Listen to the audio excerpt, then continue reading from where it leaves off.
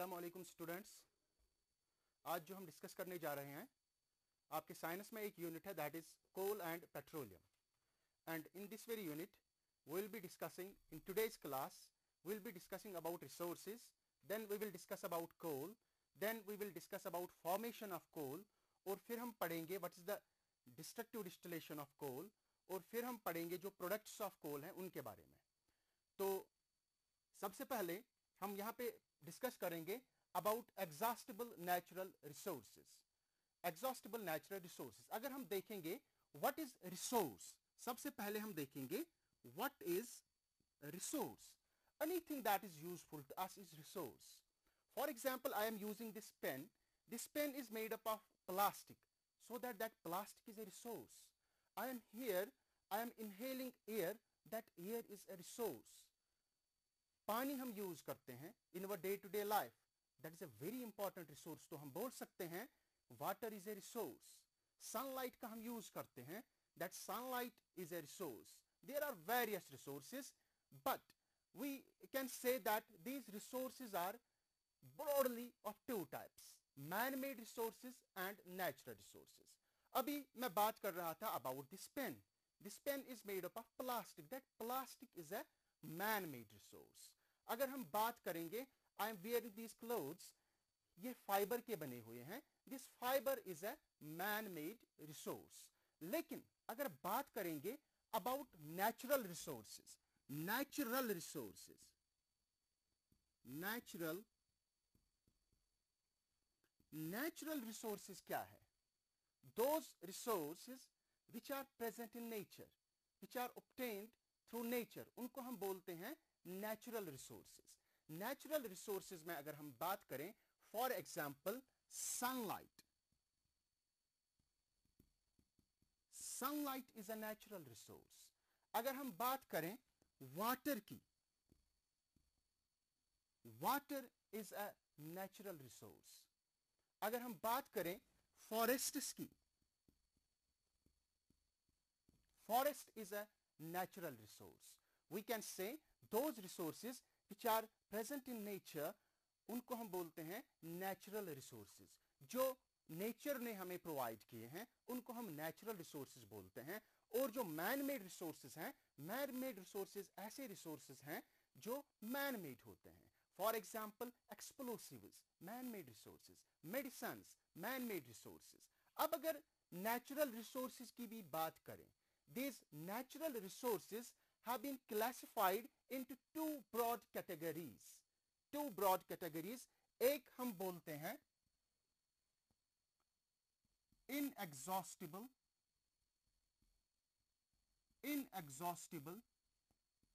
और हम बोलते हैं exhaustible. What are inexhaustible natural resources? अगर हम बात करें, अभी हम यहां पे सनलाइट की बात कर रहे थे.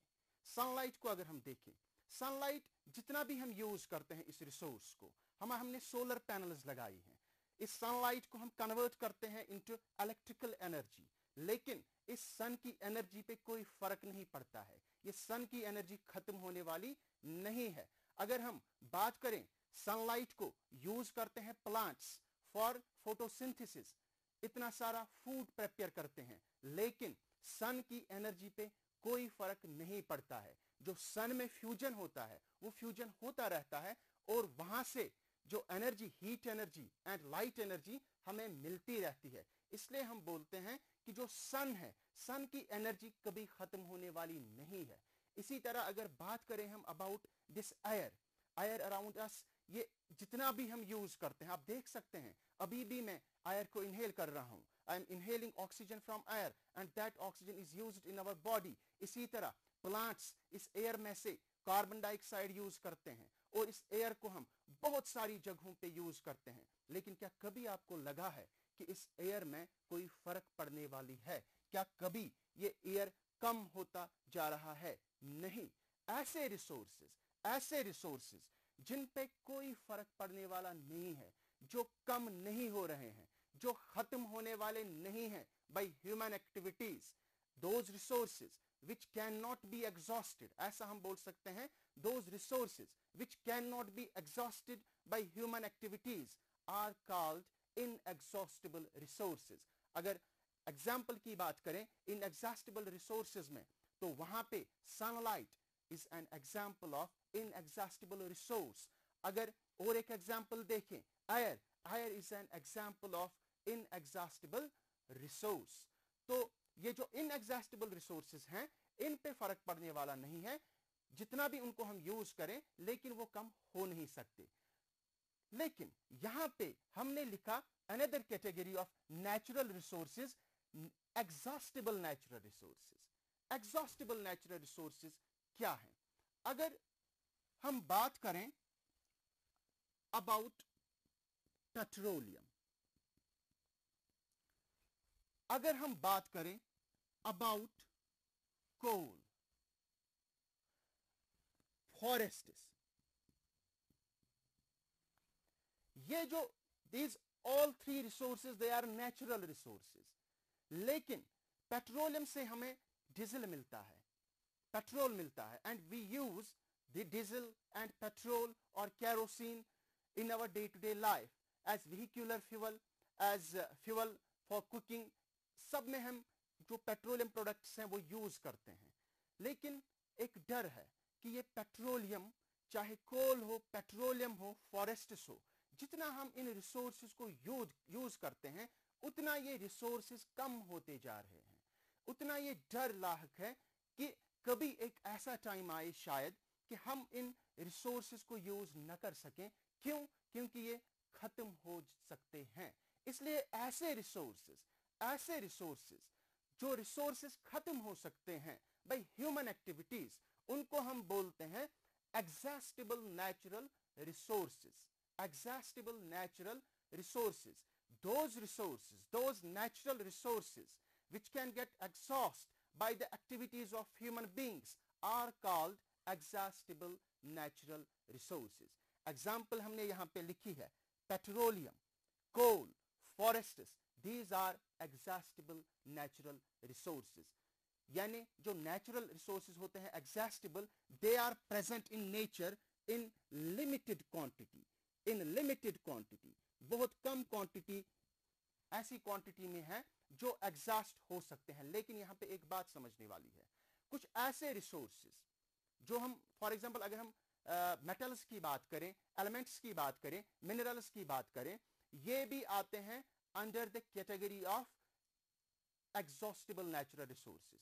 लेकिन कुछ ऐसे एलिमेंट्स है, फॉर एग्जांपल अगर बात करें यूरेनियम की क्वांटिटी अगरचे लिमिटेड है, लेकिन उसका यूज उतना ज्यादा नहीं है. एंड इट इज सेड कि यूरेनियम शायद खत्म ना हो, क्योंकि उसका उतना यूज नहीं हो रहा है डे टू डे लाइफ में. इसलिए हम उस यूरेनियम को रख सकते हैं under the category of inexhaustible natural resources, क्योंकि ये डिपेंड करता है कि कितना हम इस रिसोर्स को यूज करें. अगर उतना यूज करते हैं कि हमें ये लगे कि ये एग्जॉस्ट हो सकता है, ये खत्म हो सकता है, तो तब हम बोल सकते हैं it is exhaustible natural resource. अगर यहां पे आप देखें पेट्रोलियम, कोल, अब हम इस कोल पे बात करते हैं. अभी हम इस कोल पे बात करते हैं.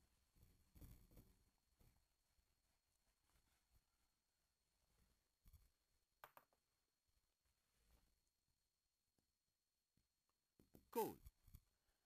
डियर स्टूडेंट्स, आपने देखा होगा कुछ महीनों पहले हमारे विंटर कैंप्स चल रहे थे, और इन विंटर कैंप्स में क्योंकि सर्दियां बहुत थी, तो वहां पे आपने वो टिन्स देखे होंगे जिनको हम बुखारियां बोलते हैं. उनमें एक फ्यूल डाला जाता था जलाने के लिए. वो ब्लैक सा, वो हार्ड सा, वो सबस्टेंस जो उनमें हम डालते थे, that hard black substance, that is coal. That is coal. Hard black, एक तो ब्लैक होता है और बहुत ही हार्ड होता है, हार्ड लाइक ए स्टोन, उसको हम बोलते हैं coal. And this coal is a source of energy, वो हम अभी डिस्कस करेंगे. ये कोल अगर हम देखेंगे ये आता कहां से है, it comes from earth, it is under the crust of earth, वहां से ये निकाला जाता है बाय माइनिंग.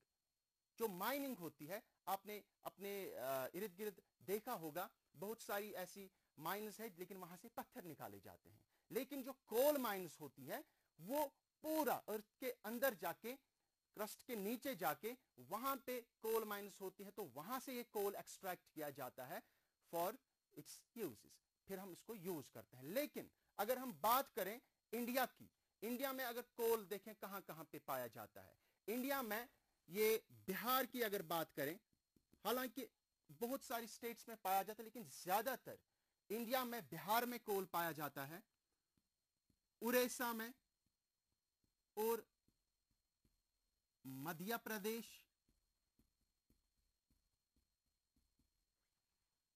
और West Bengal.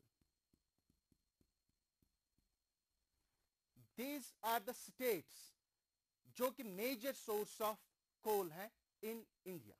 Now there is a question, अब जो ये कोल जमीन के अंदर से हम निकालते हैं, how this coal was formed, what is the story of coal, ये कोल आया कहां से, ये कोल बना कहां से, how coal was formed.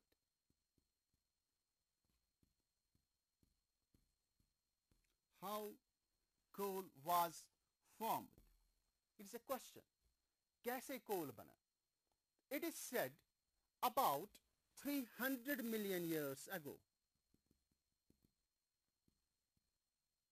300 million years ago, there were dense forests in low-lying wetland areas. Dense forests were there and some natural phenomena occurred. पता नहीं floods आए, earthquake आया, ऐसा कुछ हुआ। These dense forests, they were buried under the soil. They were buried under the soil. ये जमीन के नीचे आ गए। जब ये जमीन के नीचे आ गए, ऊपर से नए नए लेयर्स इनके ऊपर आ गए। जो ही टाइम बढ़ता गया, जो ही टाइम बढ़ता गया, उतने ही ज्यादा लेयर्स उनके ऊपर आते गए। उससे क्या हुआ, जो अब ये डेड प्लांट्स थे, ये डेड प्लांट्स, इनके ऊपर प्रेशर बढ़ता गया। जब प्रेशर बढ़ता गया तो वहां से कंप्रेस होने लगे ये ज्यादा, और उसके साथ साथ जब प्रेशर बढ़ने लगा, नीचे होने लगे, तो वहां से टेम्परेचर भी इंक्रीज होने लगा। टेम्परेचर इंक्रीज होने के साथ साथ there was absence of oxygen. तो हम बोल सकते हैं due to high pressure, high pressure, high temperature and absence of oxygen. Due to high pressure, high temperature and absence of oxygen, these dead plants, they got converted into coal. उनका conversion हो गया coal में। But this process was a very slow process. It took millions of years इनको convert होने में, इन plants, dead plants को coal में convert होने के लिए millions of years लगे coal बनने में। इसलिए हम बोल सकते हैं it is not possible to manufacture coal. ये possible नहीं है कि हम भी ऐसी process करते, plants को जमीन के नीचे रखते, फिर ऊपर से कंप्रेस करते, फिर वहां से कोल फॉर्मेशन हो जाती, लेकिन ये पॉसिबल नहीं है। It took millions of years, बहुत सारे साल, हजारों करोड़ों साल लगे इस इन डेड प्लांट्स को कन्वर्ट होने में इनटू कोल। जब ये कोल में कन्वर्ट हो गए, now what we are doing now, अब इस कोल को by the process of mining वहां से हम निकालते हैं और डिफरेंट पर्पसेस के लिए यूज करते हैं। Now we will see what are the other products of coal. पहले हम देखेंगे what are the uses of coal. कोल को अगर हम देखेंगे, it is used as a fuel. It is used as a fuel. As a fuel use होता है for heating purposes, mainly for heating purposes. And one most important purpose of this coal is it is used in thermal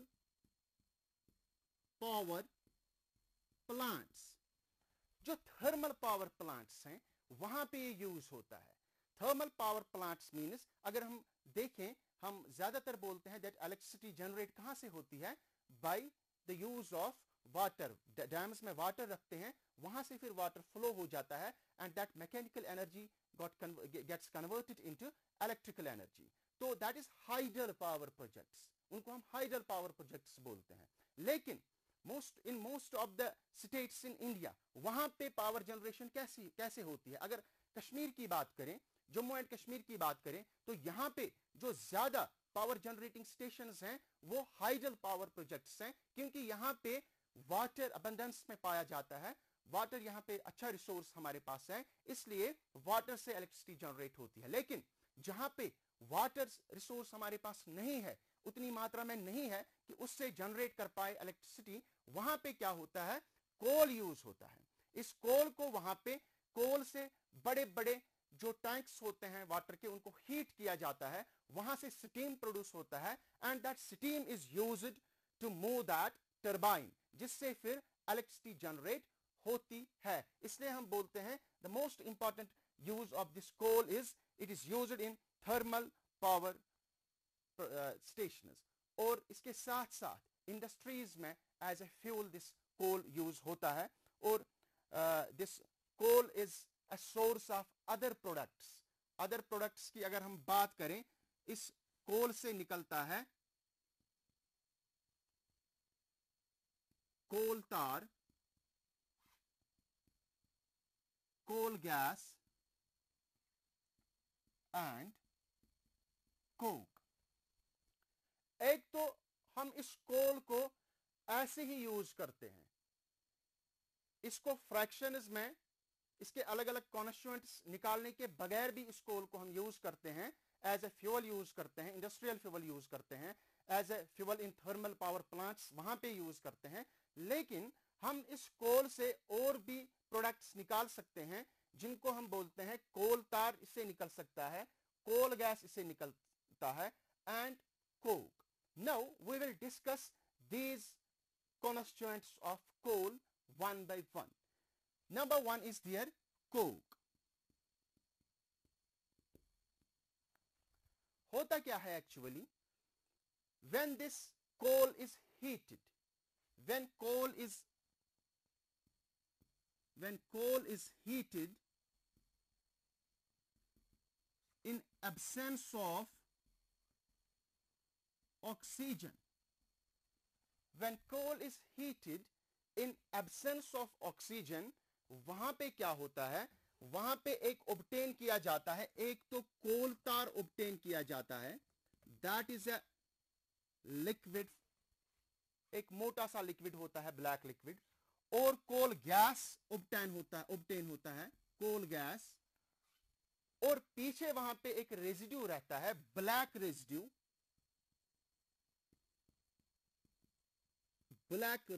पीछे रहता है. इस black residue को हम बोलते हैं it is coke. This black residue is a coke. And this process of making coke from coal by heating strongly in absence of oxygen is called destructive distillation. Destructive distillation of coal. Now, what is destructive distillation of coal? We can say when coal is strongly heated in absence of air, it gets converted into coal tar, coal gas and coke. coal tar and coal gas वो बाहर आ जाते हैं, पीछे जो वहां पे black residue रहता है, that is coke. And this coke is the purest form. It is the purest form of carbon. About 98% इस कोल में क्या होता है, कार्बन होता है. अगर हम देखें कोल की बात करें, कोल एक्चुअली मेनली कार्बन ही होता है with other fractions, with other constituents, लेकिन मेनली कोल में कार्बन ही होता है. इसलिए जब ये डेड प्लांट्स कन्वर्ट हो गए into coal, उस प्रोसेस को ही हम बोलते हैं that is carbonization. The process of forming coal from dead plants in the absence of air with high pressure and high temperature, that process is called carbonization. जब कोल की formation हमने अभी यहां पे बात की थी, लेकिन जब फिर कोल से हमने कोल तार बाहर निकाला, कोल गैस बाहर निकाला, पीछे कोक रह गया, this coke is the purest form of carbon. Now we will discuss about uses of coke.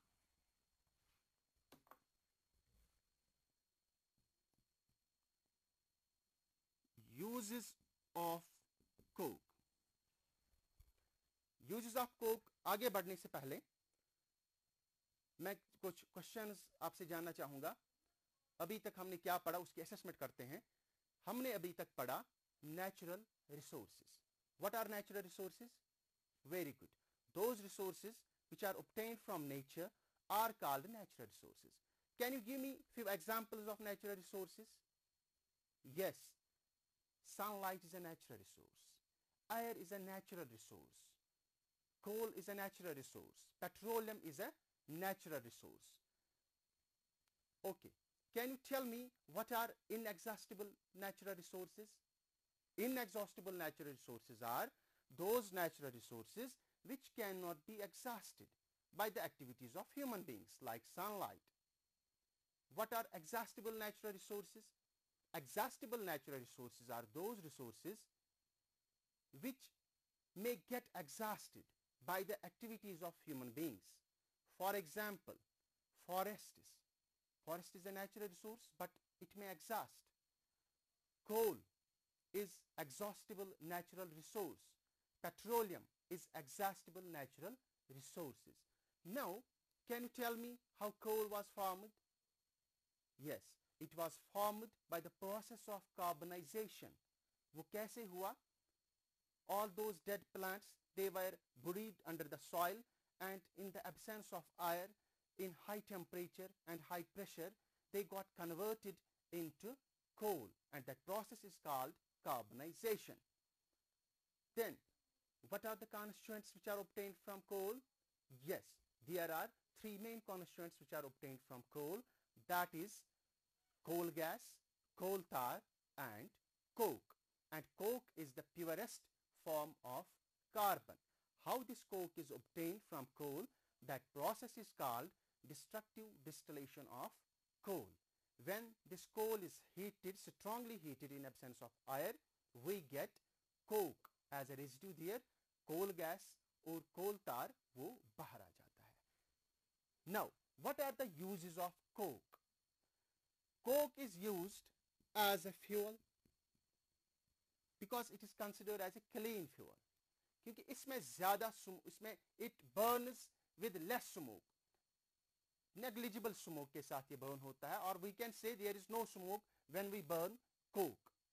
Another most important use of this coke is that is a reduction of metals. Reduction of metals.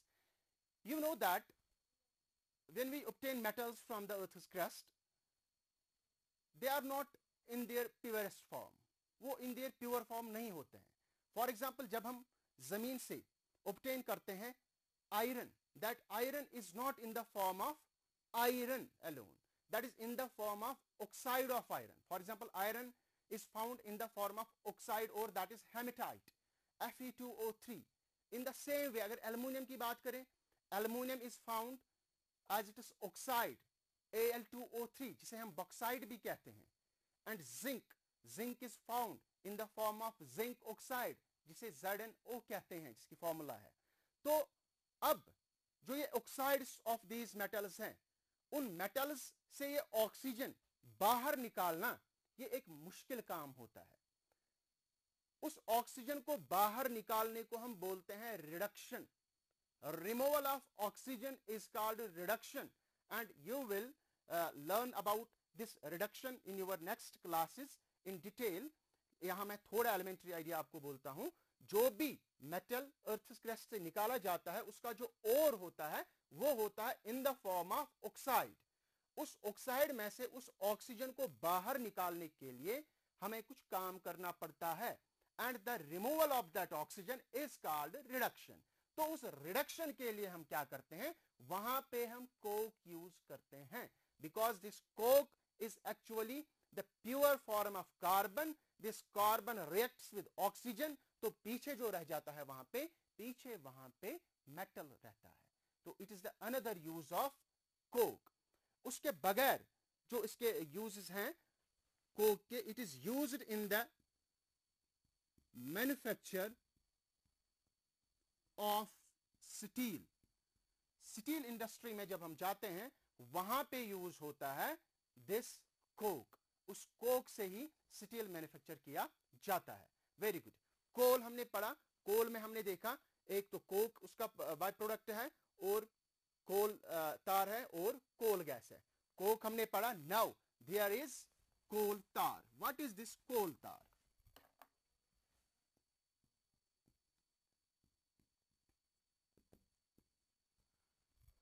Coal tar is actually it is a thick black liquid. Thick black liquid with unpleasant smell. With unpleasant smell. ये पहले use होता था, जो road surfacing होती थी उनमें ये कोल तार यूज होता था। Actually, this coal tar is not a single constituent. It is made up of about 200 substances. It is actually the mixture of 200 substances, जिनमें जो ज्यादा इंपॉर्टेंट है, फॉर एग्जाम्पल इसमें बेंजीन होता है, इसमें एंथ्रासीन होता है, नेप्थलीन होता है। These are the some chemicals which are present in coal tar, और उनसे हम वैरायटी ऑफ जो केमिकल्स हैं उनसे प्रिपेयर हो सकते हैं, जिनको हम पेट्रोकेमिकल्स भी बोल सकते हैं। तो at last there is coal gas. Coal gas is also used as a fuel, as a industrial fuel, जो कि बाय प्रोडक्ट है कोल का। In this way today we have discussed resources, then we have discussed coal, how coal was formed. After that we have discussed sources of this destructive distillation of coal, then the different fractions of coal, that is coke, coal tar and coal gas. Now there is petroleum, that we will discuss, petroleum and natural gas, that we will discuss in the next class. Thank you very much.